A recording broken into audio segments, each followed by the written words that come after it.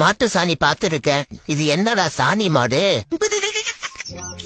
இத மாடுன்னு கூட ஒத்துக்கலாம். ஆனா எதுக்கு 3 முட்டை போட்டிருக்காங்கன்னு தெரியலையே. இது என்னவா இருக்கும்?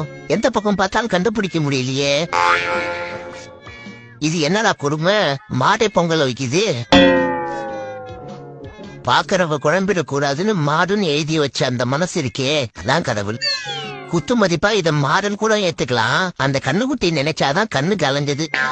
ஓ, இலையில இருக்க சாப்பாட எறும்பு சாப்பிட வருதா? இது என்ன பிரமாதம்? இதை விட ஸ்பெஷல் ஐட்டம் ஒண்ணு இருக்கு. இந்த கோலத்தை பார்த்ததுக்கு அப்புறம் தான் நிறைய பொங்கல் சாப்பிடணும்னு தெரியுது.